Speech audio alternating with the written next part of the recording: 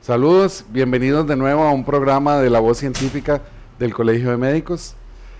Como ustedes saben, esta semana estamos en el marco del Congreso Médico Nacional aquí en La Fortuna de San Carlos. Y vamos a compartir durante un pequeño lapso sobre un tema muy interesante con el doctor Michael Vargas, que es uno de los expositores en el simposio hoy de neurología que se está desarrollando, o de ciencias neurológicas, y que trajo un tema muy importante, y es todo lo que puede ocurrir sobre el síndrome de la sacudida en los niños.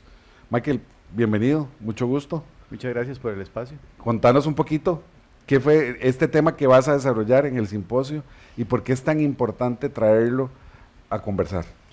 Realmente es un tema de preocupación porque es un tema que permanece casi siempre oculto detrás de los hogares, ¿verdad? Donde muchas veces llegan niños pequeños a los hospitales con una disminución de su estado de conciencia o con secuelas neurológicas graves y con una historia que no coincide con esa magnitud de trauma. Entonces los papás dicen, mire que es que se me cayó de la cama, mire que es que iba en bicicleta y se cayó y se golpeó, pero no coinciden los hallazgos que se encuentran en ese niño con el cuadro clínico. Entonces ahí es donde tienen que prenderse las alarmas y los médicos, ya sea pediatra, ya sea neurólogos, los médicos tratantes, pues poner las barbas en remojo para ver qué fue lo que pasó realmente.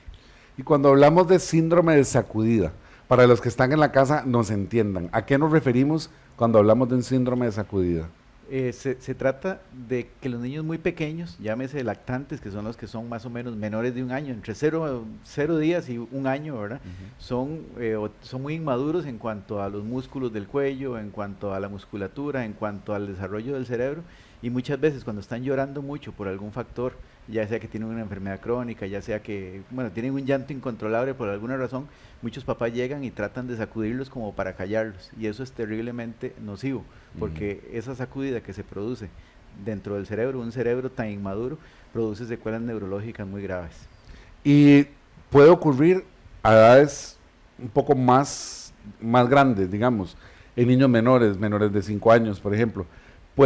O ya hablaríamos de otro tipo de fenómeno que se puede presentar. No, siempre y cuando el niño sea inmaduro en su musculatura, puede ser sí, incluso entre más pequeño, más cerca de los 0 años o más cerca del periodo de lactante de un año, es más frecuente este síndrome, pero se puede dar hasta 3 años, hasta 5 años, siempre y cuando un adulto llega y sacude violentamente a ese niño, ¿verdad? No se trata de aquellos juegos que usted tira al niño para arriba y lo vuelve a atajar, o que lo columpia aquí haciéndole caballito. No, son sacudidas violentas y eso es lo que produce un montón de daño dentro del sistema nervioso.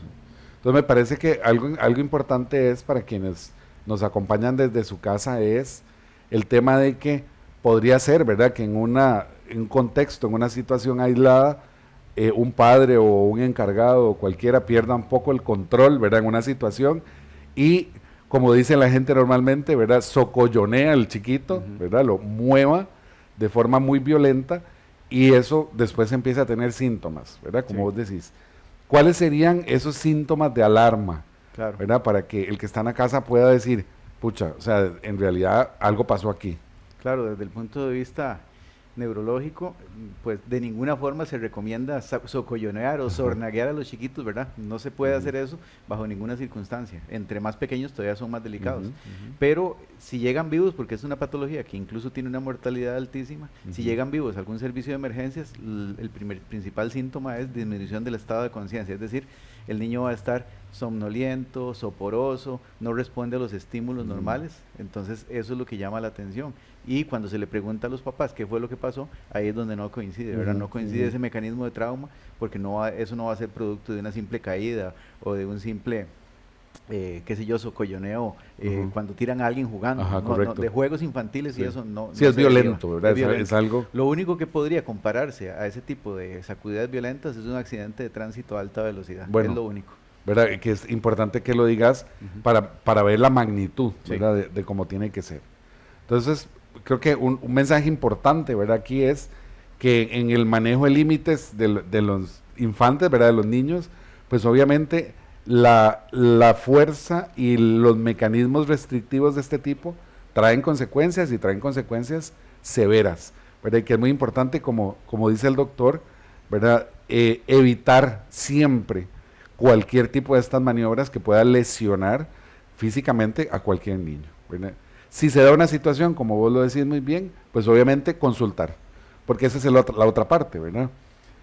Probablemente en la reacción posterior, que se dan cuenta que no estuvo bien, ¿verdad? Se me fue la mano.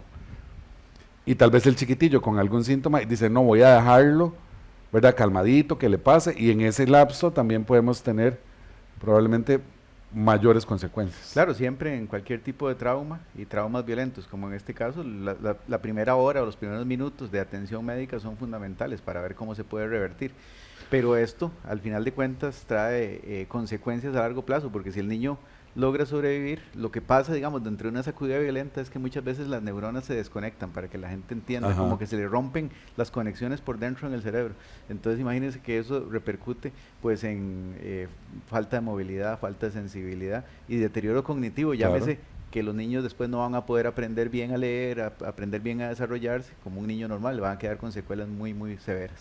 No, bueno. Y muchísimas gracias de verdad por compartir este tema que es tan importante y una realidad, ¿verdad? Que es lo más, porque a veces no se habla lo suficiente de esto, ¿verdad?